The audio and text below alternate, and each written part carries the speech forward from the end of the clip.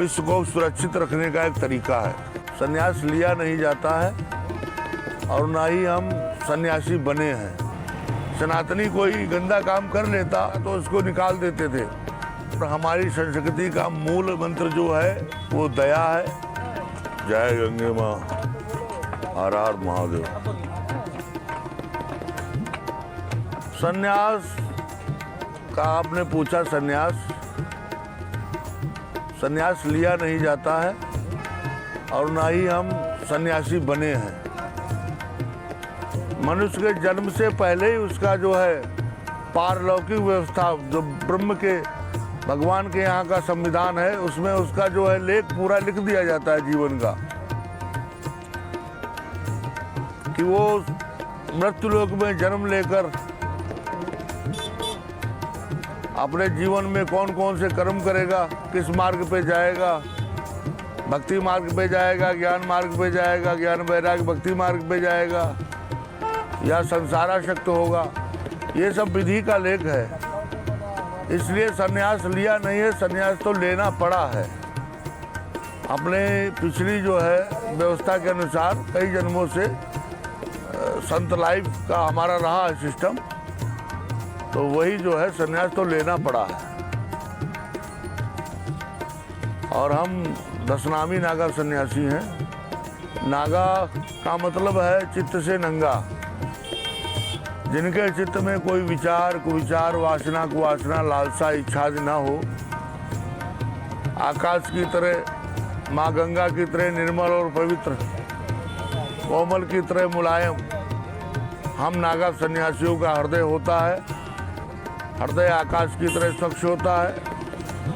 इसलिए हम जो है नागा सन्यासी, चित्त से, हृदय से नंगे होने के कारण हम नागा सन्यासी कहलाते हैं। और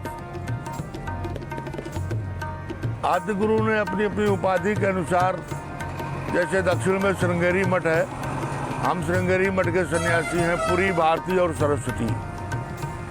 3 सन्यासी जो है हम दक्षिण श्रृंगेरी मठ से आते हैं। ये आदि गुरु भगवान की बनाई हुई व्यवस्था है, शंकराचार्य भगवान की। तो ये पुरी, भारती और सरस्वती, इनमें हमारी उपाधि जो है पुरी है। और मुझे जो है कर्म क्षेत्र मिला है कि पुरी होने के कारण, पुरी उपाधि के कारण मुझे भारत की 7 पुरियाँ, अयोध्या, मथुरा, माया, काशी, कांची, अवंतिका, पुरी, द्वारावती, चैव, सप्तहिता, मोक्षदायिका, ये 7 पुरियों का सेवन करने से मनुष्य मोक्ष को प्राप्त कर लेता है। ऐसा हमारे धर्मशास्त्रों में लेख आया है। हमारे गुरुजनों ने, विद्वानों ने, संतों ने ऐसा मत बताया, प्रकट किया। तो इसमें पुरियों में रह कर के, 7 पुरियों में, और बाकी भारत के बड़े महानगर, बड़े शहर को भी पुरी कहते हैं, उनमें रह कर के हम सनातनी संस्कृति का इतना घोर भागीरथी प्रयास करके प्रचार प्रसार करें कि दूसरे को अपने धर्म में, सनातन होने पे, सनातनी धर्म में वापस ले आए दूसरे धर्म के लोगों को। क्योंकि जो हमारा धर्म है वो ही एक धर्म पुराना और सरल, निर्मल, पवित्र धर्म है। सनातन अनादि से चला आया, जिसका कोई पता ही नहीं, आदि अंत ही नहीं। तो वो इतना पवित्र और निर्मल धर्म हमारा धर्म है कि उसमें अगर किसी ने कोई खोट कर दिया जो हमारे धर्म के खिलाफ था, मांस खाना, मदिरा पीना, आज के पूर्व का जो समय था उसमें ऐसा ही होता था कि अगर सनातनी कोई गंदा काम कर लेता, मांस, मदिरा या जुआ, व्यापार आदि गंदे कामों में अगर जाता तो उसको निकाल देते थे। घर से घर वाले निकाल देते थे और फिर गांव, परिवार, कुटुंब सब उसको निकाल दिया करते थे। ऐसे निकल कर ये सारे धर्म और व्यवस्थाएं बन गई।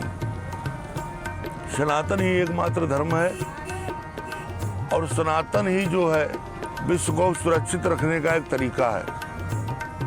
सनातन ही एक ऐसा धर्म है जो विश्व को सुरक्षित रख सकता है, अन्यत्र कोई धर्म नहीं। सनातन में इतनी दया, इतनी निर्मलता, इतनी कोमलता, इतनी शीलता, इतनी शालीनता कि हमारे यहाँ हम लोग नदियों, पत्थरों, वृक्षों, पर्वतों और धरती माँ की उपासना करते हैं, पूजा करते हैं। गौ माता, अन्यत्र बैल को भी हम भगवान का, नंदी का रूप समझकर उनको भी बहुत मान सम्मान करते हैं और पूजा करते हैं उनकी। इसलिए हमारे यहाँ हम की जो संस्कृति है वो चर अचर में, हमारे ग्रंथ, हमारा सनातन साहित्य बता रहा कि हमारा जो संस्कृति है उसमें चर अचर दोनों को ही हम जो है ब्रह्ममय देखते हैं। इतनी कोमल और सरल संस्कृति, जिसके कारण हम कभी किसी का अहित, किसी का अपकार ये सोच ही नहीं सकते, सनातनी जितने हैं। तो सनातन धर्म जो है वो मात्र एक ऐसा धर्म है जो दिल में दया रखना, दिल को दया का खजाना बना लेने का ज्ञान देता है। और हम सनातन के ध्वज वाहक नागा सन्यासी हैं।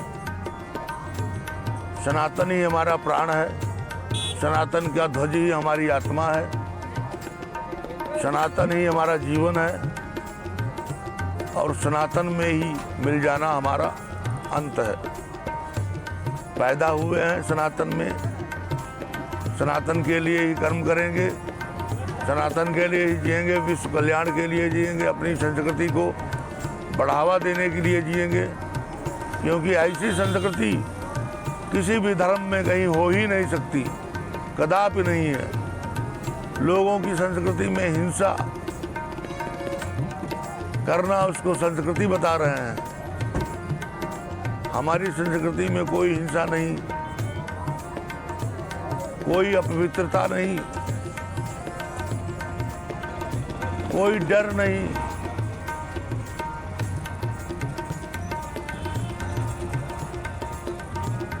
और कोई भी प्रकार का कोई कष्ट नहीं, सरलता से ही जो है गति बन जाएगी। मुक्ति चाहेगा, भक्ति चाहेगा, ज्ञान वैराग्य सब मिल जाता है सरलता से ही। संतों की शरण में आने पर सब कर फल हर भगत सुहाई, सौ बिनु संतन काहू पाई। अस विचार जो कर सतसंगा, राम भगत ते सुलभ विहंगा।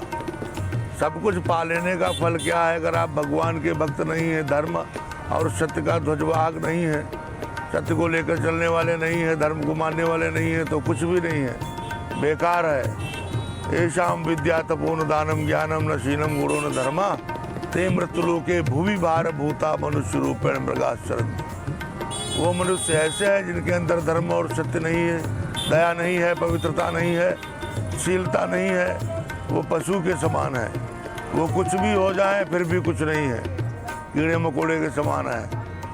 और ब्रह्म को, सत्य को, धर्म को मानने वाला एक साधारण सा पुरुष असाधारण है, एक विराट व्यक्तित्व है। और उसी का जीना पृथ्वी पे सुलभ है, क्योंकि वो तो पृथ्वी पे भार है जिनके अंदर धर्म और सत्य नहीं है। जननी कत भार मुई दसमास, भई किन बांझ गई किन स्वय, जरि जाओ सो जीवन जानकी नाथ, बिना तुम्हारे जग में बिनुए। संतों ने, कवियों ने ऐसा ऐसा तक लिख दिया। तजेव पिता प्रहलाद विभीषण बंधु भरत मातारी, बलि गुरु तजेव कंत ब्रज बनितन भय मुद मंगलकारी। हमारी संस्कृति में ब्रह्म का ही प्रेम बताया गया, सत्कर्म करने का आदेश दिया गया, धर्म का पालन करने का आदेश दिया गया और ब्रह्म को ही मानना, ब्रह्म से प्रेम करना और ब्रह्म से आए ब्रह्म में ही मिल जाना, अनंत के अनुसंधान में प्रवेश कर जाना। ये हमारी संस्कृति का मूल मंत्र है। और हमारी संस्कृति का मूल मंत्र जो है वो दया है। दया से ही धर्म बनता है और दया धर्म जहाँ दोनों होते हैं वहाँ सत्य भी होता है। सत्य ही सबसे बड़ा परमात्मा है। सत्य में ही ऐसी ऊर्जा है जिससे हमारी धरा सत्य पे ही धारित है। सत्येन धारते पृथ्वी, सत्येन तपते रवि, सत्येन वहति वायुश्च सर्वे सत्य प्रतिष्ठिता। सत्य का इतना बड़ा पावर है, सत्य इतना पावरफुल है, इतना प्रतिष्ठित है कि सत्य से ही, सत्य पे ही ये हमारी धरा जो है, धरती माँ टिकी हुई है। सत्य से ही वायु बह रही है जिसका हम लोग सेवन करके जीवन प्राप्त करते हैं। ये सूर्य में जो ऊर्जा, इतना प्रकाश है, करोड़ों डिग्री तापमान है, ये सब सत्य का ही है।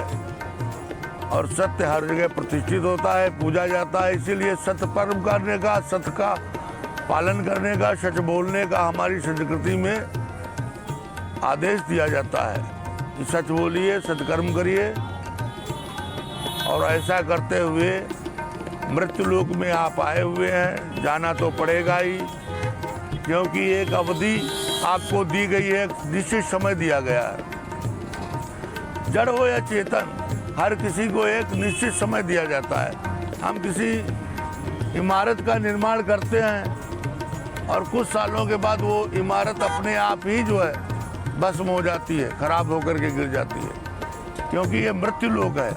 यहाँ जीव हो, निर्जीव हो, कृत्रिम हो, प्राकृतिक हो, यहाँ सबकी जो है एक अवधि निश्चित है, एक आयु निश्चित है।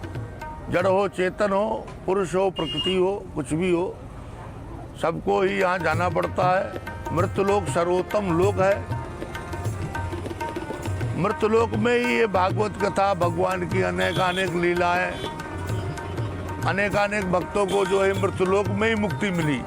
मृत्युलोक से ही उनको ब्रह्म का पद मिल गया। मृत्युलोक में ऐसे साहित्य, ऐसे ग्रंथ, माँ गंगा और भगवान का भजन सुलभ है। इसलिए मृत्युलोक समस्त लोकों में सर्वोत्तम लोक है।